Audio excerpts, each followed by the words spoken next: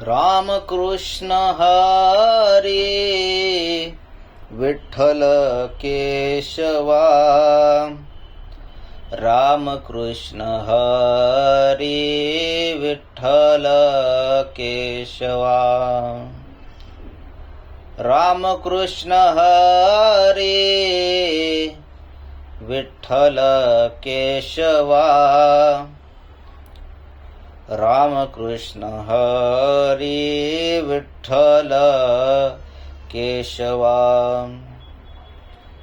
रामकृष्ण हरी विठ्ठल केशवा, रामकृष्ण हरी विठ्ठल केशवा, रामकृष्ण हरी विठ्ठल केशवा, रामकृष्ण हरी विठ्ठल केशवा, पुंडलिक वरदहरी विठ्ठल, श्री ज्ञानदेव तुकाराम, पंढरीनाथ भगवान की जय, माऊली ज्ञानेश्वर महाराज की जय, श्रीमंत श्री जगद्गुरु तुकाराम महाराज की जय. आज आपण पहिल्या अध्यायामधलं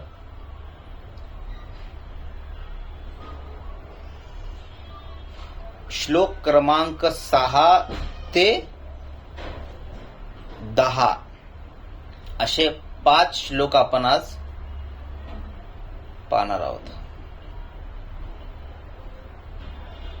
7, 8, 9, 10 5 श्लोक आपण आज पाहणार आहोत की त्या श्लोकामध्ये भगवंतांना काय सांगायचंय.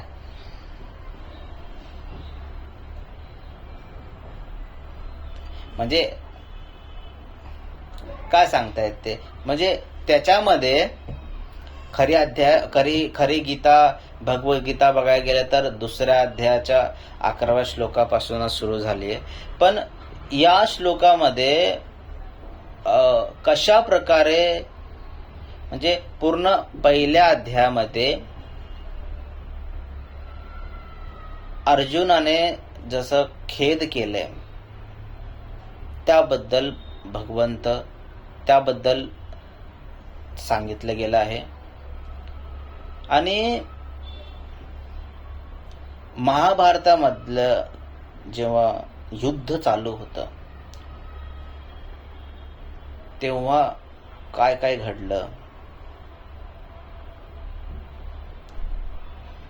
ते सर्व पहिल्या अध्यायामध्ये सांगायचा प्रयत्न केलाय.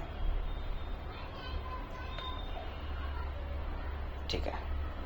मग आता 6व्या श्लोकामध्ये बघ काय सांगतायत.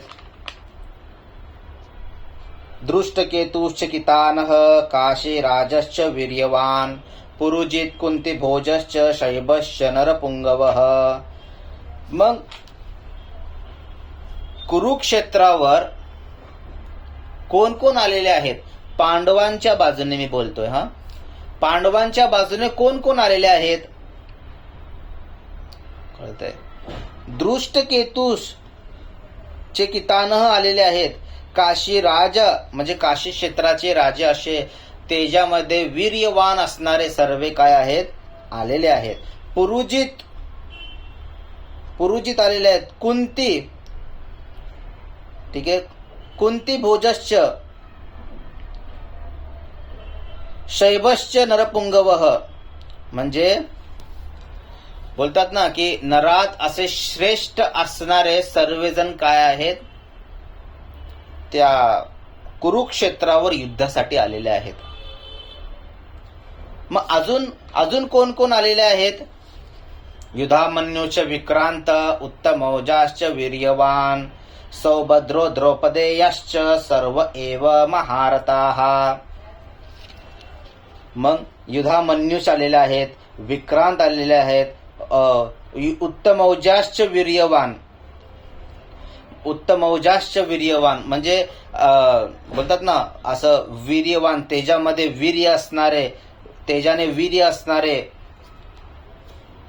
ते सर्वजण आलेले आहेत. सौभद्रेचा पुत्र द्रौपदेयाश्च, सौभद्रेचा पुत्र अभिमन्यू, द्रौपदीचा पुत्र, सर्व असे महारथी काय झालेले आहेत, त्या कुरुक्षेत्रावर आलेले आहेत.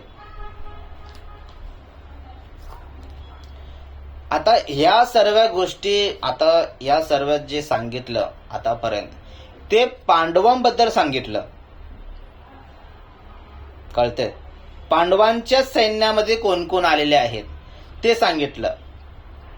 मग आता दुर्योधन जे आहेत त्यांनी आता सुरुवात केली आहे की भीष्म जे आहेत त्यांच्या सैन्यामध्ये कोण कोण आलेले आहेत. आता कसं असतं, जर कोणी कसं असतं, बघा लग्न जेव्हा आपण मुलगी बघायला जातो तेव्हा एक मध्यस्थी माणूस असतो, त्याला नवऱ्याकडच्या पण गोष्टी माहीत असतात आणि पोरीकडच्याही गोष्टी माहीत असतात आणि पोराच्याही कडच्या सर्व गोष्टी माहीत असतात. तर दुर्योधनने आता पांडवांची बाजू सांगितली की तिथं कोण कोण आलेले आहेत. आणि आता दुसरी बाजू सांगतायत की जे भीष्म आहेत त्यांच्या बाजूने कोण कोण आलेले आहेत ते आता ते हळूहळू सांगायला सुरुवात करतात. अस्माकं तु विशिष्टाये तान्निबोध द्विजोत्तम नायकाम सैन्यस्य सैन्यार्थं तान् ब्रवीमि ते. अस्माकं तु विशिष्टाये, आता तुम्हाला आपल्या तुकडीमधले आपल्या बाजूने कोण कोण आहेत विशिष्ट अशी तुम्हाला नावं सांगतो. तान्निबोध द्विजोत्तम, तुम्ही ध्यान देऊन शांत चित्त देऊन ऐका. द्विजोत्तम म्हणजे ब्राह्मण, द्रोणाचार्य ब्राह्मण होते. द्विजो म्हणजे ब्राह्मणात उत्तम श्रेष्ठ असणारे. नायकाम सैन्यस्य, आपल्या सैन्याचा नायक कोण आहे हे मी तुम्हाला सांगतो. सैन्यार्थम तान् ब्रवीमि ते, तुम्ही शांत चित्त डोकं शांत ठेवून ऐका. सर्व जणांनी सर्वांना तुम्हाला सांगतो की आपल्या तुकडीमध्ये कोण कोण आलेले आहेत.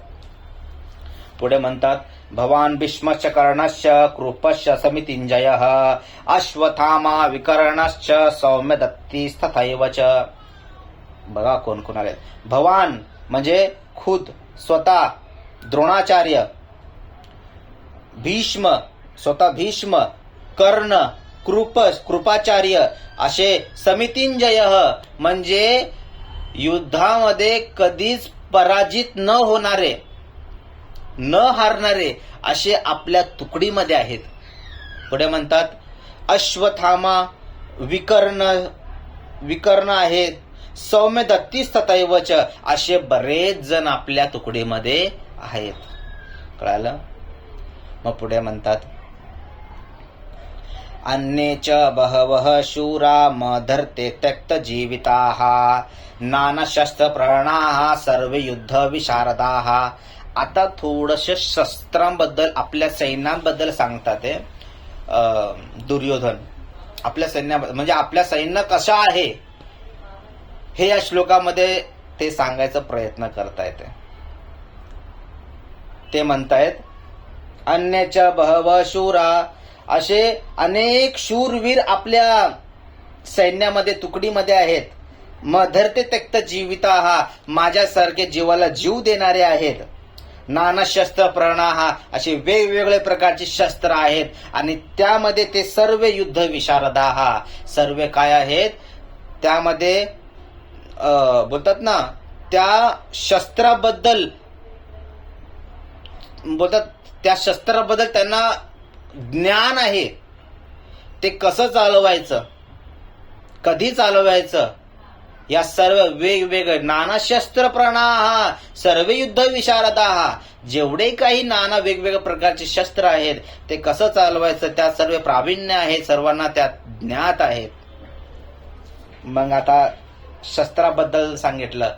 आता बलाबद्दल सांगतात ते की कोणाकडे किती बल आहे, किती सैन्य आहे.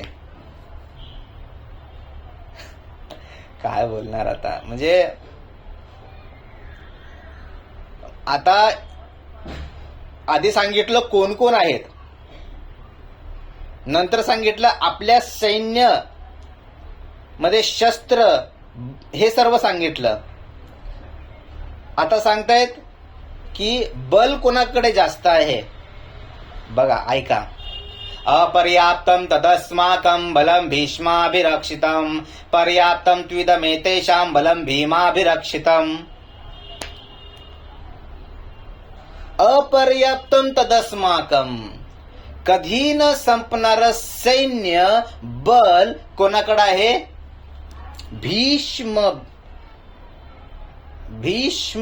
भीष्माभिरक्षितम, भीष्म यांच्याकडे कधी न संपणारं सैन्य आहे. आणि संपणारं सैन्य कोणाकडे आहे. पर्याप्तम तदस्माकं बलम भीमाभिरक्षितम.